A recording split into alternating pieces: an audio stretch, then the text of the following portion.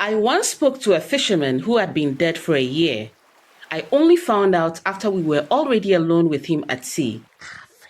Hi, my name is Kwaw, and this is my story. I've always been too curious for my own good. I'm the child who touched fire just to confirm if it burned. I didn't accept things just because adults said so. When I was 9 years old, I sneaked out from church and walked alone into the Awudome cemetery because people said it was haunted.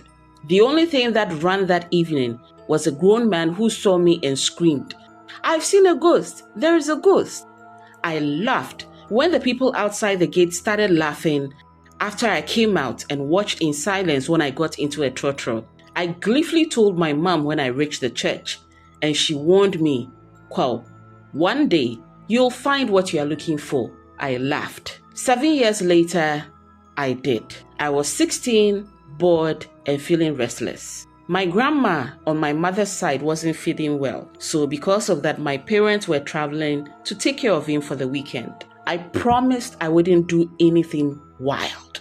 That promise lasted only a few hours because 1, there was no light, 2, the room was hot, and 3, I was just feeling bored.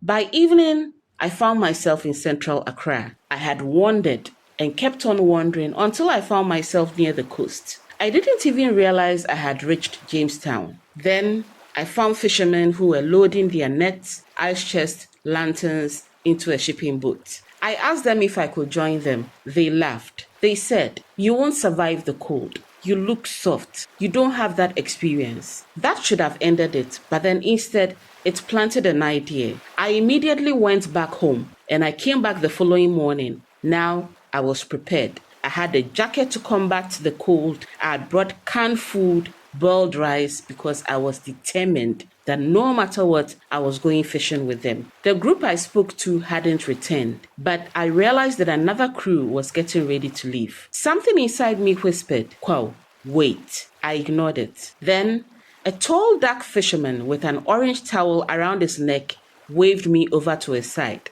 He simply asked, "School project?" "Yes." I knew it was a lie, but who would know the difference? He waved me to the boat and I climbed in.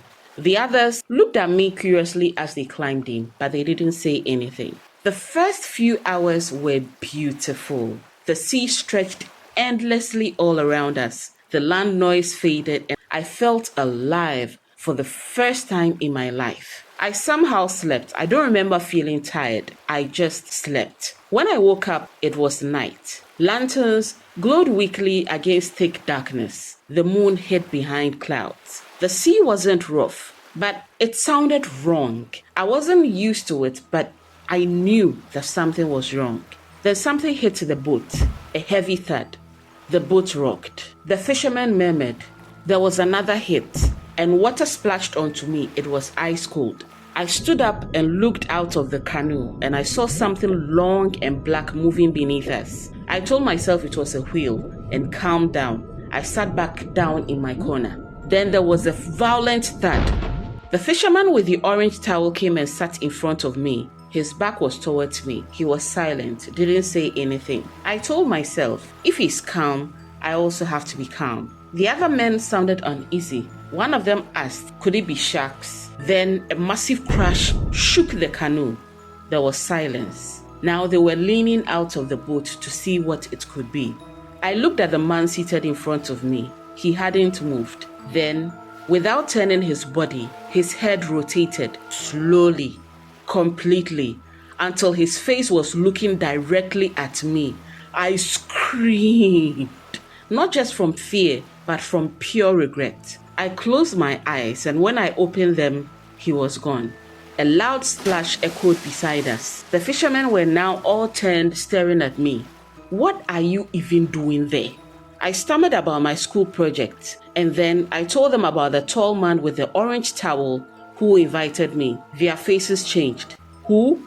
I told them. The tall dark man, the one with the orange towel, the one who was just seated. I stopped because I realized they were now watching me with unsettling silence. One of them asked, "You mean Kwegya?" They exchanged looks. What they told me next froze my blood. According to them, a year earlier, a fisherman named Kwegya had died at sea. He complained of stomach pain and was seated exactly where I said he was. But then a sudden wave struck, which unseated him from where he was seated. Unfortunately, his head hit the deck and his neck twisted. He died instantly. I felt my teeth chattering. I hadn't imagined it.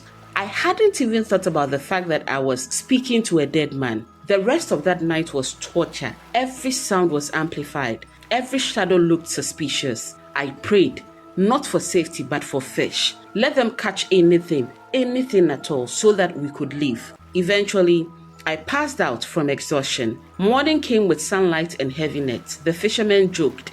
When you go back, write about the ghost fishermen. They laughed because they found it funny. I didn't. When we reached the shore near Jamestown, I jumped out before the canoe settled.